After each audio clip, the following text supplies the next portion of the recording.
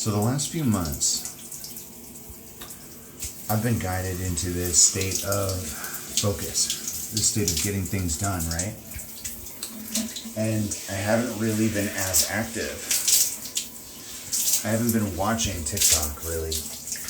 Not nearly as much. I haven't always been posting every day. Sometimes it's been infrequent. But this came at the same time as my On This Day feature started working again. If you remember, it hasn't been that terribly long that I've had access to On This Day videos. And the ones that have come up have been relevant energetically for the collective. For me too. Same thing, really. And it's almost like we were supposed to zoom in on the past. We were supposed to be looking back. Because those things were relevant now. And today, or rather a couple hours ago, last night, was the anniversary of when I got banned. And when I flipped over to Red Note, and I wasn't over on this app for months. I don't remember exactly how long I was gone, but it was a while. I wasn't on here. I wasn't on TikTok for months.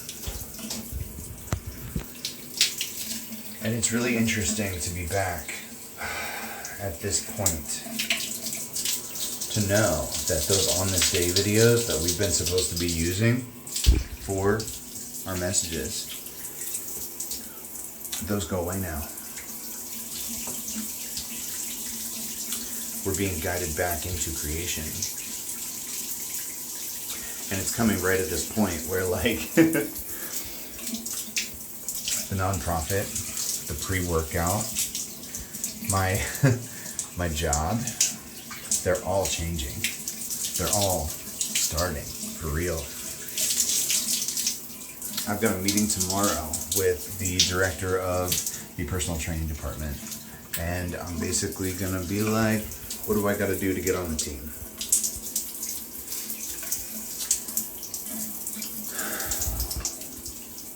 And then it's gonna be time to show up in the role, do the job.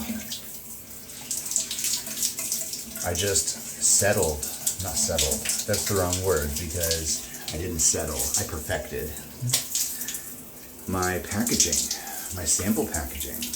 So like, I've been running around with these little 2-ounce containers, and I've been giving them to people in my life, and I've been like, try my pre-workout, tell me what you think, what do we need to tweak? And then they'd give me their feedback, and I'd scribble it down, and then I'd make some changes, and then I'd be like, here, try this one.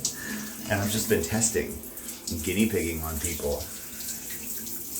And now, the formula is locked in, at least for the first flavor.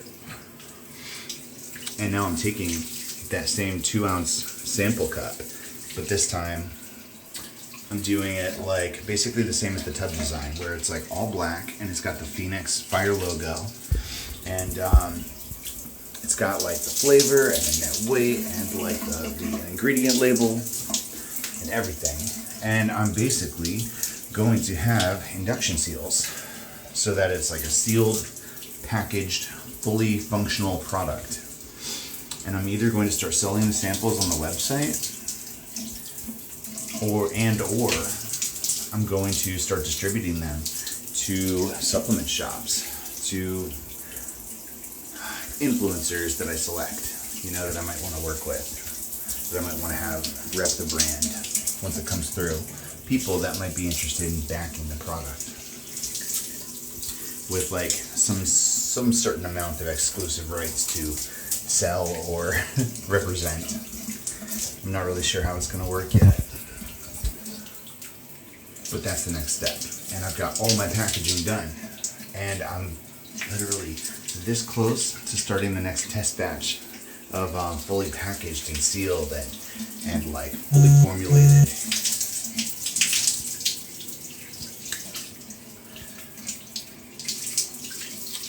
Fully formulated samples.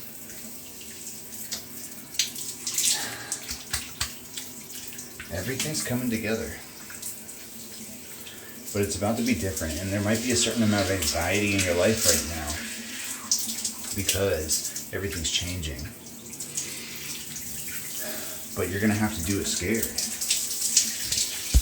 Maybe that's the message here. Do it scared. I dragged my feet on that exam for months. And when I did it scared.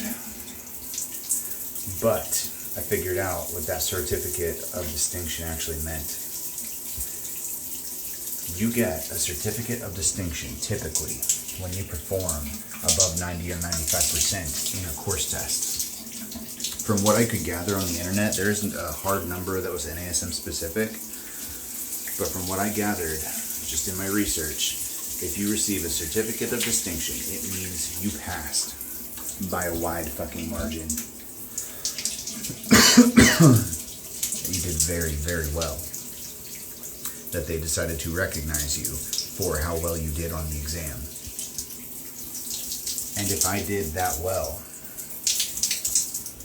you have to attribute it to either a lucky question pull, or maybe I was flipping off the camera. Maybe, number two, I was way more ready than I thought that I was. And I was dragging my feet and taking my time and feeling like I wasn't ready because of fear.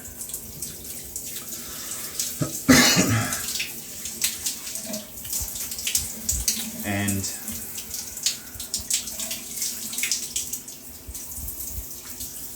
there's no room for that right now.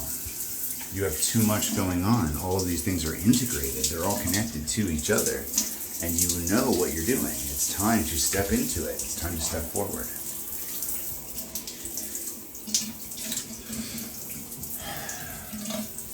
And that Tel Aviv song, maybe this is moving into romance now.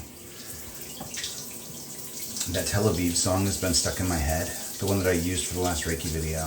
And the only words in the entire song are, "Time stopped when I saw you."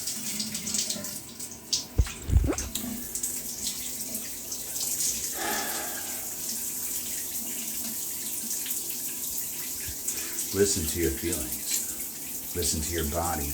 Listen to your emotions. Because when you have that interaction with your person, it's going to be obvious. And this is almost giving the energy of, like we said, Knight of Pentacles, where it's slow, stable movement.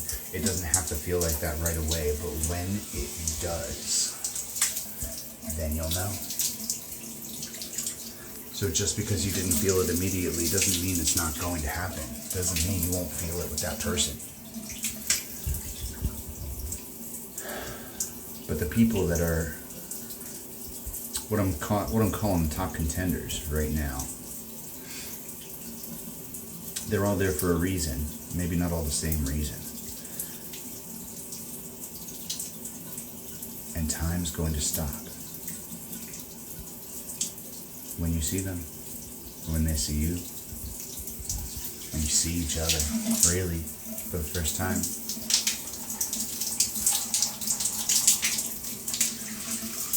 That moment is a shockwave. And you know what that feels like, even if you've never experienced it. There might be a level of past life recollection involved here. It's reminding me, when I was young, I had a dream of what it felt like to kiss before I'd ever actually kissed anybody. And when I had my first kiss, I was like, it felt exactly how I dreamed it would. And that's the feeling here. Experiencing something that you've never felt before for the first time. And remembering, I do know what that feels like. Whether it was from a past life or another dream. Because your person, you felt them before. You've seen them before. It's not with these eyes.